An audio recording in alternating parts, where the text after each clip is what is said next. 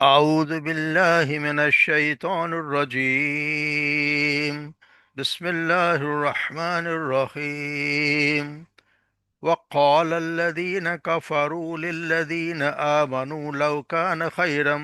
ما سبقونا إليه وإذ لم يهتدوا به سيقولون هذا إفك قديم. ومن قبله كتاب موسى إماما ورحمة وهذا كتاب مصدق لسانا عربيا لينذر الذين ظلموا وبشرى للمحسنين. إن الذين قالوا ربنا الله ثم استقاموا فلا خوف عليهم ولا هم يحزنون. أولئك أصحاب الجنة خالدين فيها جزاء بما كانوا يعملون. ووصينا الإنسان بوالديه إحسانا حملته أمه كرها ووضعته كرها وحمله فصاله 30 شهرا حتى إذا بلغ أشده وبلغ 40 سنة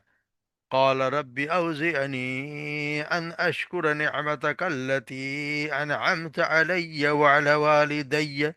وأن أعمل صالحا ترضاه وأصلح لي في ذريتي إني تبت إليك وإني من المسلمين.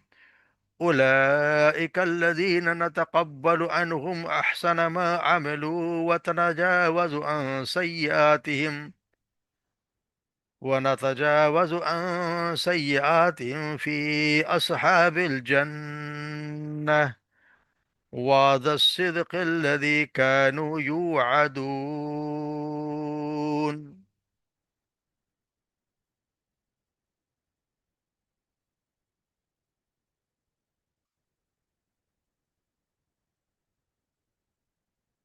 وقال الذین کفروا، اور کہا ان لوگوں نے جو کافر ہیں، جنہوں نے کفر کیا، للذین آمنوا، ان لوگوں کے بارے میں، لو کان خیرا ما سبقونا الیک، اگر ہوتا وہ بہتر، یعنی یہ دین اگر بہتر ہوتا تو ما سبقونا الیک، تو ہم اس کی طرف زیادہ، تو یہ اس کی طرف سبقت نہ لے جاتے اس میں، یعنی ہم اس سے پہلے ایمان لے آتے. وَإِذْ لَمْ يَهْتَدُوا، اور جب جو ہدایت انہوں نے نہیں پائی، بھی اس کی فَسَيَقُولُونَ، تو ضرور کہیں گے، هَذَا إِفْكٌ قَدِيمٌ، کہ یہ تو پرانا پرانا گڑھا ہوا ہے، بہت پرانا چلتا آ رہا ہے. ومن قبل ہی کتاب موسیٰ، اور اس سے پہلے موسیٰ کی کتاب تھی، امام و رحمہ، امام جن کے رہنمائی کرنے والی اور رحمت. وہذا کتاب مصدق اللسان عربی، اور یہی کتاب ہے جو تصدیق کرنے والے اس کی لسان عربی، عربی زبان میں ہے. لینذر الذین ظلموا، تاکہ وہ ڈرائے ان لوگوں کو جنہوں نے ظلم کیا. وبشری للمحسنین، اور نیکوکاروں کو وہ بشارت دے. ان الذین قالوا ربنا اللہ، اور وہ لوگ جنہوں نے کہا کہ اللہ اللہ ہی ہمارا رب ہے، ثم استقاموا، پھر اس پہ ڈٹے رہے، فلا خوف علیہم ولا هم يحزن، پر پس نہیں ہے ان کے لیے نہ کوئی خوف اور نہ کوئی غم. اولئک اصحاب الجنہ، یہی وہ لوگ ہیں جو جنت والے ہیں، خالدین فیہا، اس میں ہمیشہ رہنے والے ہیں. جزاء بما كانوا يعملون، یہ بدلہ ہے اس کا جو یہ کیا کرتے رہے ہیں. ووصینا الانسان، اور ہم نے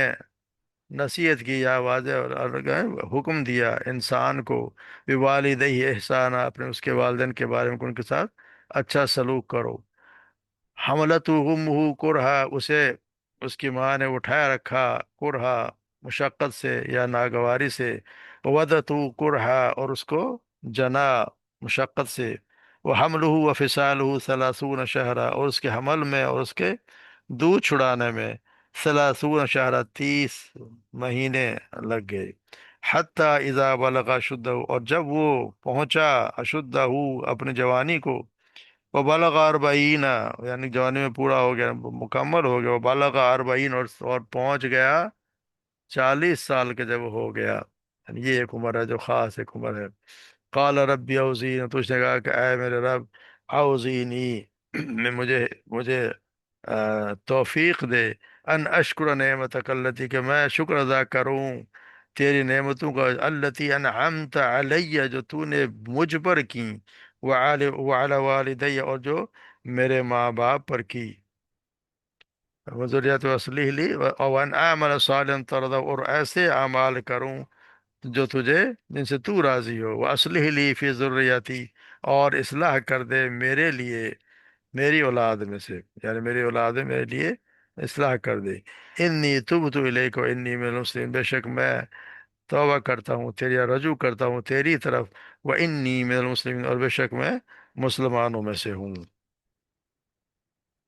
اولئک الذین اولئک الذین تتقبل عنہم، یہ وہ لوگ ہیں، یہی وہ لوگ ہیں جسے ہم قبول کرتے ہیں، نتقبل، ہم قبول کرتے ہیں، عنہم، ان سے، احسن ما عملو، وہ بہترین اعمال جو انہوں نے کیے،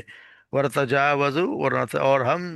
اس سے درگزر کرتے ہیں، یعنی کہ اس کے جو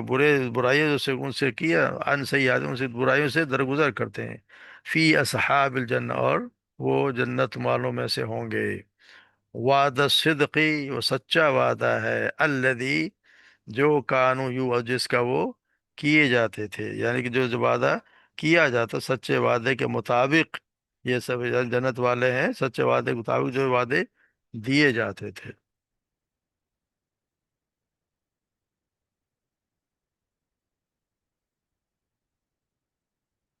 تو یہاں مشرکین مکہ کے بارے میں بتایا جا رہا ہے کہ ان کو ایک نئے سے نئے ایک بہانہ، یعنی کہ ایمان نہ لانے کا، یا لوگوں کو بہکانے کے لیے، وہ ایک اپنی طرف سے تو بڑی سوچ سمجھ کے دلیل لایا کرتے تھے، مگر ایسا یعنی کہ وہ جو سب اپنے طرف سے تو بہت بڑی دلیل سمجھ کے لے آتے ہیں، ان کے نظریے میں یہاں لام للذین کا مطلب یہ نہیں کہ ان کے لیے، یہ مطلب ہے کہ ان کے بارے میں یہ کہا کرتے تھے، کیونکہ پچھلے آیت میں ہے نا مشرکین ایماندار ہے کہ باعث ان کا تکبر کا ذکر فرمایا تھا، تو اب اللہ تبارک و تعالیٰ کے تکبر اور جو خود پسندی کی ایک مثال کی کہ جس کو ایمان لانے سے محروم رہے، کہ وہ اللہ تبارک و تعالیٰ کی دی ہوئی نعمتوں کا، یا وہ جو کچھ ان کے پاس تھا دنیاوی ساز و سامان، اس کا انہیں اتنا گھمنڈ تھا کہ وہ یہ سمجھتے کہ ہر چیز ہمارے لیے ہی ہے، ہم اگر ہمیں جو چیز نہیں ملی تو سمجھو کہ اس کی کوئی قدر نہیں ہے، وہ یہ جو لوگ جو بیچارے غریب تھے، جیسے بلال ہیں، عمار ہیں، عبداللہ بن مسعود ہیں، یا سمیہ ہیں رضی اللہ تعالیٰ عنہم، یہ سب کو جب کمزور مسلمانوں کو اللہ تعالیٰ کے کسی انعام کے قابل سمجھتے نہ تھے، اس لیے انہوں نے اسلام کے ہر خیر سے خالی ہونے کی یہ دلیل اپنی طرف سے گھڑ لی کہ اگر اسلام میں کوئی خوبی ہوتی تو یہ لوگ ہم سے پہلے ہی اس کی طرف نہ آ جاتے، یعنی یہ ان کو عوام کو بہکانے، آپ صلی اللہ علیہ وسلم کے خلاف بہکانے کے لیے استعمال کرتے تھے، ان کا یہی کہنا ہے کہ اگر قرآن برق ہوتا اور آپ صلی اللہ علیہ وسلم ایک صحیح بات کی طرف دعوت دے رہے ہوتے تو یہ قوم کے بڑے بڑے سردار ہیں، شیخ ہیں، معززین ہیں، آگے بڑھ کر قبول کر لیتے، یہ کیسے ہو سکتا ہے کہ کوئی ناتجربہ کار جو لوگ ہیں، وہ چند ادنا سے لوگ، غلام ٹائپ کے لوگ ہیں، وہ تو ایک معقول بات کو مان لیں، اور جو قوم کے بڑے بڑے سردار ہیں جو بہت سمجھدار ہیں اور جہاں دیدہ ہیں، جن کی باتیں ہم عرصے سے مانتے چلے ہیں، جن پر قوم اعتماد بھی کرتی ہے، وہ اس کو رد کر دیں، تو اس کے وہ لوگوں کو یعنی کہ گمراہ کرنے کی کوشش کیا کرتے تھے، کہ ان کو یعنی کہ جو ایمان والوں کو کمزور سمجھ کیا، نا عقل سمجھ کے، کہ اگر وہ ایسی بات ہوتی اس کا بولے کہ خیر ان سے میں اسلام میں کوئی خیر نہیں ہے، وہی علم یہ تو پر اللہ تعالیٰ اگر وہ اس پر ہدایت نہیں پاتا، اگر وہ ہدایت نہیں لے کے آ سکے بھی، فَسَيَقُولُونَ هَٰذَا إِفْكٌ، تو پھر وہ یہ کہیں گے تو پرانا جھوٹ، پرانا ایک گھڑی ہوئی چیز ہے، کہ یہ کفار کے جقوال کا ذکر ہوا، ان کا مقصد آپ صلی اللہ علیہ وسلم قرآن کو جھٹلانا تھا، جو بات بھی کہتے اس کا مقصد یہ تھا کہ آپ صلی اللہ علیہ وسلم کو جھوٹا ثابت کیا جائے، کبھی یہ کہتے کہ یہ جادو ہے، کبھی کہتے کہ افطرا ہے، جھوٹ گھڑ لیا گیا، اس میں کوئی خیر نہیں ہے، تو آپ فرمایا کہ جب اس قرآن کے ذریعے سے سیدھا راستہ حاصل نہ کر سکے تو یہی کہتے رہیں گے کہ یہ قدیم جھوٹ ہے، یعنی اپنی ضد اور عناد پر اڑے رہے تو کسی صورت میں ایمان تو یہ لانے سے رہے، ایمان تو لائیں گے نہیں، اور نہ کوئی عقلی یا کوئی نقلی دلیل ان کو تسلیم کریں گے، بلکہ ان کے سامنے جو پہلے انبیاء اور اہل علم کی شہادت پیش کی گئی تو تمام پیغمبروں کی کتابوں کو بھی یہ کہہ دیا کہ یہ تو جی پورا قدیم جھوٹ ہے، پہلے سے چلا آ رہا ہے،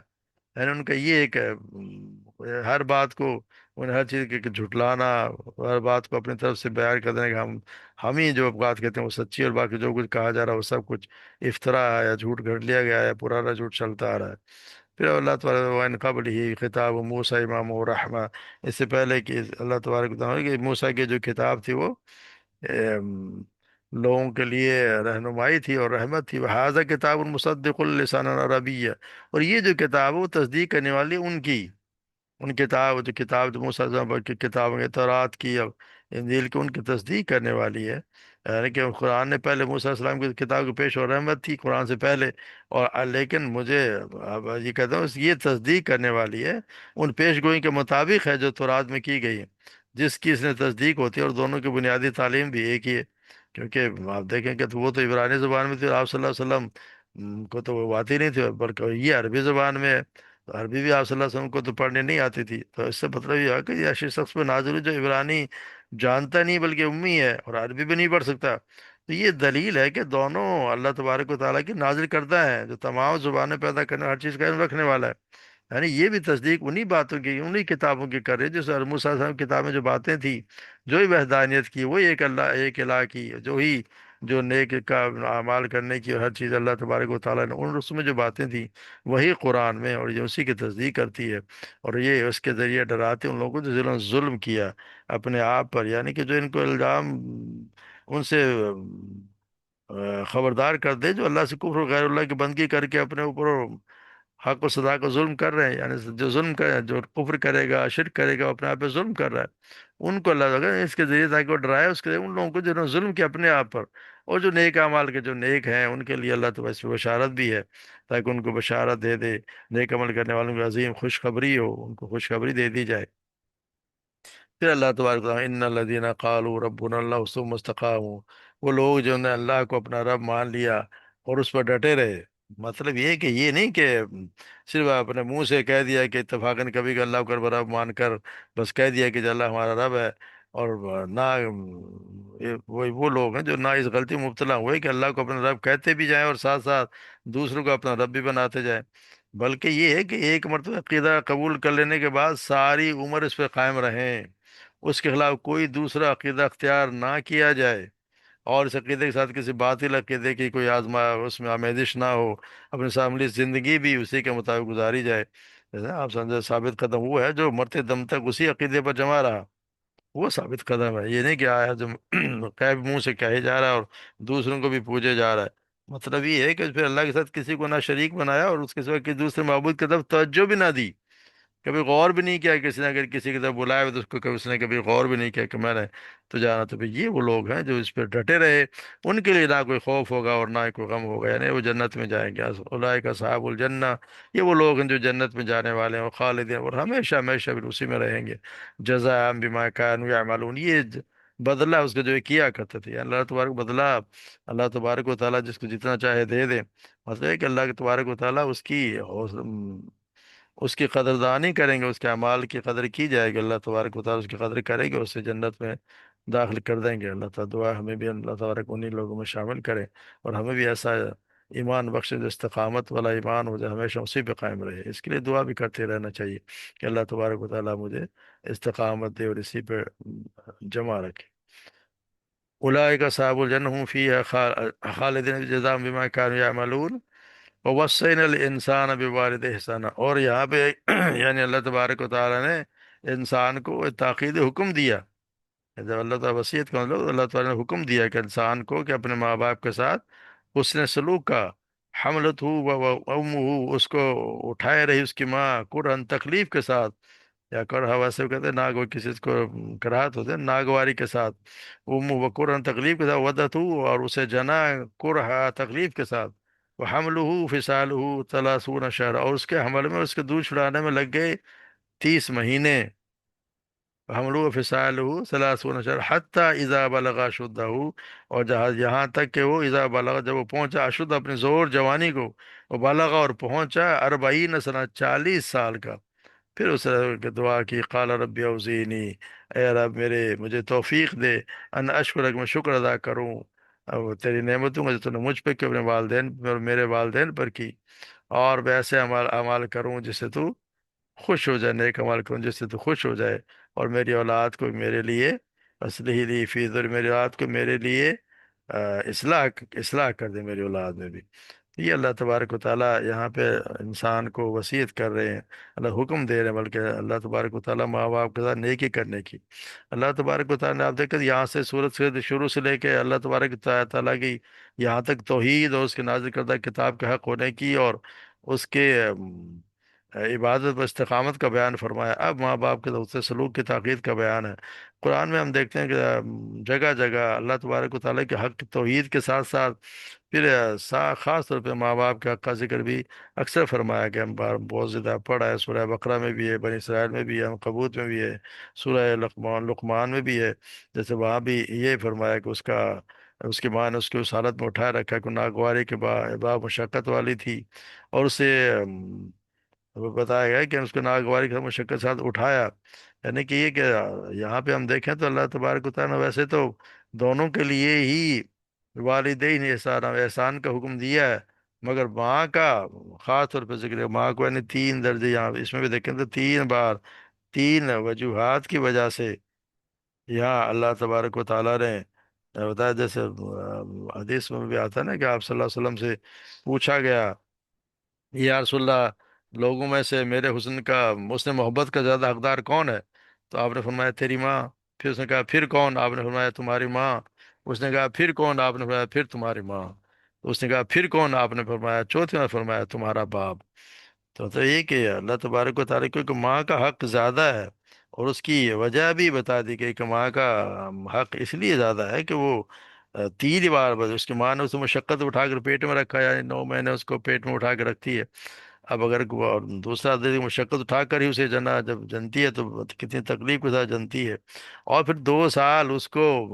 حمل و دودھ چھڑانے میں 30 مہینے لگ گئے، 2 سال دودھ پلایا حمل اٹھایا، تو اندازہ لگائیں کہ کتنی مشقت، اپنی ہر تکلیف بھول جاتی ہے اور اسی پہ لگ جاتی ہے۔ اسی لیے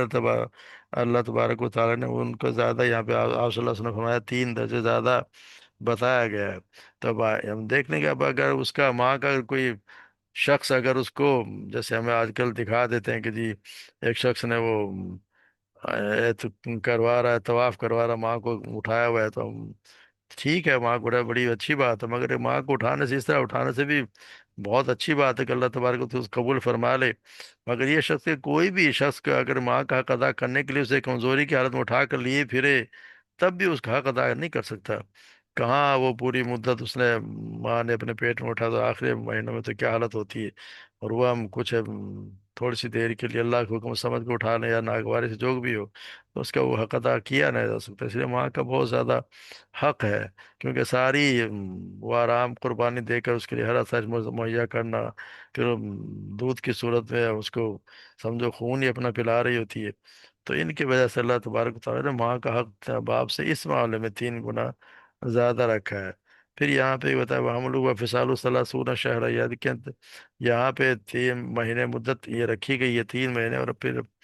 ہم دیکھتے ہیں کہ اس میں بھی ہے سورہ لقمان میں بھی، اور بہرحال یہ اس سے ایک رضاعت، ایک تو رضاعت کی مدت نکلا، ایک رضاعت جو ہے نا زیادہ سے زیادہ اگر کسی نے 2 سال کی عمر میں کسی کو دودھ پلایا تو وہ پھر رضاع ماں قرار پائے گی۔ اگر 2 سال سے بڑا بچہ ہو گیا اس کے رضاعت اس کے بعد دودھ پلایا تو اس کے رضاع ماں اس کے وہ احکامات نہیں ہوں گے جو اس کے ہوتے ہیں۔ دوسرا یہ کہ سے یہ پتہ چل گیا ہے کہ انسان کا جو کم سے کم، کیونکہ یہاں ہم دیکھتے ہیں 2 سال دودھ پلانے کے بتایا گیا کہ 2 سال بچہ کو دودھ پلایا جائے، سورہ بقرہ میں بھی اور یہ بھی ہے، اور سورہ لقمان میں بھی ہے۔ تو پھر یہاں حمل کے دونوں کی مدت بتائی گئی ہے 30 مہینے۔ تو مطلب یہ کہ کم سے کم جو بچہ پیدا ہو سکتا ہے تو 6 مہینے میں بھی اگر کسی کو بچہ پیدا ہو جائے تو وہ بھی ہو سکتا ہے۔ اس کا ایک مقدمے کی تفصیل بھی آتی ہے کہ جو سیدنا عثمان غنی کے پاس ایک مقدمہ پیش ہوا، اور اس نے کسی نے شادی کی 6 مہینے بعد بچہ پیدا ہو گیا، تو اس عورت کو زانیہ قرار دے کر آپ نے حکم دے دیا ہے کہ اسے رجم کر دیا جائے۔ تو سیدنا علی نے ایک قصہ سنا تو فوراً سیدنا عثمان کے پاس آیا اور پوچھا آپ نے کیا فیصلہ کر دیا؟ انہوں نے جواب دیا کہ نکاح کے 6 مہینے بعد اس نے زندہ سلامت بچہ جن دیا، تو اس سے بڑا اور کھلا ثبوت کیا ہے؟ تو آپ نے فرمایا کہ نہیں۔ پھر آپ نے قرآن مجید کی یہ تینوں آیتیں ہیں جو اس میں بھی ہیں، سورہ بقرہ کی آیت بھی ہے جس میں کہا کہ مائیں اپنے بچے کو پورے 2 سال دودھ پلائیں، اس باپ کے لیے جو رضاعت کی مدت پوری کرنے کے لیے دودھ پلوانا چاہے۔ پھر سورہ لقمان میں اللہ تعالیٰ فرماتے ہیں کہ وہ 2 سال اس کا دودھ چھوٹنے میں لگے، پھر اس صورت میں آگے اس کے حمل اس دودھ چھڑانے میں 30 مہینے لگے، اگر 30 مہینوں میں سے رضاعت کی 2 سال نکال دی جائیں تو حمل کے 6 مہینے رہ جاتے ہیں۔ تو اس سے معلوم ہوتا ہے کہ حمل کی کم سے کم مدت جس کے زندہ سلامت بچہ پیدا ہو سکتا ہے 6 مہینے میں ہے۔ تو آپ پھر سید عثمان نے فرمایا کہ ہاں اس طرح میرا ذہن گیا نہیں، اور آپ نے پھر اس کو اپنے فیصلے کو بدل بھی دیا۔ یہ اللہ تبارک و تعالیٰ ہم سب کو ماں باپ کی خدمت کریں توفیق عطا فرمائے، اور پھر یہ فرمائے کہ اللہ تبارک و تعالیٰ کریں کہ پھر انسان کی عقل، کہتے ہیں نا کہ انسان میں ہمیشہ عقل بھی آتی ہے جب وہ اصل، کہتے ہیں نا کہ اس کو جب 40 سال کا بندہ ہوتا ہے نا، 40 سال تک تو پھر بھی کہتے ہیں جی چھوٹ ہے، مگر جو 40 سال کا بندہ، کیونکہ ہم جیسے دیکھتے ہیں کہ انبیاء کرام کو بھی زیادہ تر کو نبوت ملتی ہے 40 سال کی عمر میں آ کے ملتی ہے، سوائے کچھ ایسے سیدنا عیسیٰ علیہ السلام یا سیدنا یا علیہ السلام ان کو تو بچپن میں مل گئی، مگر باقی زیادہ انبیاء السلام کو، ہمارے آپ صلی اللہ علیہ وسلم کو بھی 40 سال کی عمر میں نبوت سے سرفراز کیا گیا۔ جب ظاہر کہ جب وہ 40 سال کا جب ہو جاتا تو پھر وہ اللہ تبارک و تعالیٰ سے پھر وہ دعا کرتا کہ اللہ مجھے توفیق دے کہ میں اب تیری نعمتوں کا شکر ادا کروں جو تو نے مجھ پر کی اور اپنے میرے والدین پر کی، اور ایسے اعمال کروں جو تجھے خوش کر دیں، نیک اعمال یا اعمال میں سنت کے مطابق جو تیرے احکامات کے مطابق میں ایسے عمل کروں جو تجھے جو تجھے سے تو راضی ہو جائے، یعنی ایسے اعمال جو سنت کے مطابق ہوں اور خالص اللہ کے لیے ہوں۔ یہ یعنی کہ اس کا مطلب ہے کہ پھر اس کو پھر کروں، اور پھر میں وصلح لی اور میری اولاد کو بھی میرے لیے میری اولاد کو میرے لیے بنا صالح کر دے، یعنی میرے لیے اچھا اصلاح کر دے، میری اولاد کی اصلاح فرما جس کا فائدہ مجھے بھی حاصل ہو۔ یہاں پہ آپ دیکھیں لی کا مطلب یہی ہے کہ اس کا مطلب ہے کہ ان کی ایسی اصلاح فرما جس کا فائدہ مجھے بھی حاصل ہو، اور پھر آتا ہے فی ضروریاتی یہاں آ رہا ہے کہ میرے لیے میری اولاد کی اصلاح فرما دے۔ یہ کہنے اب یہ اللہ تبارک و تعالیٰ فی کا مطلب یہ ہے کہ اس کو فی میری اولاد میں اصلاح کا عمل جاری و ساری فرما دے جو آگے تک چلتا رہے، جیسے ہم پڑھا ہے نا ابراہیم علیہ السلام کے متعلق کہ وجعلہا کلمۃ باقیۃ فی عقبیہ، اور اس نے اس توحید کی بات کو اپنے پچھلوں میں باقی رہنے والی بنا دیا۔ تو وہ یہاں ہم بھی یہ کہہ رہے ہیں کہ اللہ تبارک نے میرے اولاد کو میرے لیے اصلاح کر دی اور ان کو باقی رہنے والا ایسا بنا دے جس کے اس کو اس کا عمل کو فائدہ ہے مجھے بھی دے، اور ان کو ایسا کر دے اس میں باقی رہنے والا بنا دے، ان میں چلتا رہے۔ انی تبت الیہ و انی من المسلمین، میں تیری طرف رجوع کرتا ہوں اور میں مسلمانوں میں سے ہوں۔ اللہ تبارک یعنی میں جوانی کے سر کے جو جہالت سے اور تیری ہر قسم میں نافرمانی سے باز آیا، اب میرے تیرے میں مکمل فرما برداروں میں سے ہوں۔ اس سے معلوم ہے کہ یہ عمر جو ہے نا 40 سال کی عمر میں اس کا توبہ کی تجدید کرتے رہنا چاہیے، تو تداوت ہر وقت مانگتے رہنا چاہیے، مگر اس میں تو ضرور مانگ لینی چاہیے۔ تو پھر اللہ تبارک یہ جو ہے نا اولاد کی کسی کے اولاد نافرمان ہو تو اللہ تبارک و تعالیٰ سے یہ دعا کرتے رہنا چاہیے، تو اس میں اولاد کی بھی صلاح ہوتی ہے اور خود کے بھی اللہ تبارک و تعالیٰ اس کو بھی یقینی بات ہے اولاد اچھی ہوگی تو خود کو بھی سکون ہوگا۔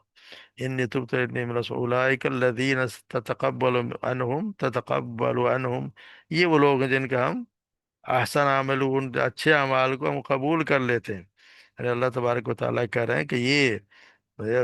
اس میں مفہوم یہ ہے کہ ماں باپ کے ساتھ احسان کرنا، ان کے لیے دعا کرنا، اللہ تبارک و تعالیٰ سے شکر اور عمل صالح کی توفیق مانگنا، اور اولاد کے اصلاح کی دعا انسان کے سب سے اچھے اعمال میں سے ہے۔ تو اللہ تبارک و تعالیٰ کے وعدہ ہے کہ جو لوگ یہ عمل کرتے ہیں اللہ تبارک و تعالیٰ ان کے اس بہترین عمل کو قبول فرمائے گا اور ان کی برائیوں سے درگزر بھی فرما دے گا، اور پھر وعدہ کہ کیا کرے گا ان کے ساتھ، واہ صحاب فی اصحاب الجنہ، جنت والوں میں سے، یعنی کہ جنت والوں کے ساتھ ہوگا۔ یہ جنت والے کون ہیں جی؟ یقینی بات ہے کہ یہ اللہ تبارک و تعالیٰ انعام دے رہے ہیں ویسے اعمال کے قبولیت اور گناہوں سے درگزر کرنے کے ساتھ، یہ انعام ہے۔ اور صحاب الجنہ میں شامل کیا جو بہترین ساتھی ہیں، کیونکہ ان میں شامل ہونا، صحاب الجنہ میں شامل ہونا یقینی بات ہے کہ بہت بڑا اعزاز ہے۔ انبیاء اسلام بھی اس کے لیے دعا کرتے رہے، جیسے سلیمان السلام نے دعا کی تھی وادخلنی برحمتک فی عبادک الصالحین، اپنی رحمت سے مجھے اپنے نیک بندوں میں داخل فرما دے۔ یوسف علیہ السلام کی بھی دعا ہے توفنی مسلم الحقنی بالصالحین، مجھے مسلم ہونے کی تو حالت میں فوت کر مجھے نیک لوگوں میں شامل فرما دے۔ اور آپ صلی اللہ علیہ وسلم نے بھی آخری وقت میں الفاظ تھے فی الرفیق الاعلی، مجھے بلند ترین ساتھ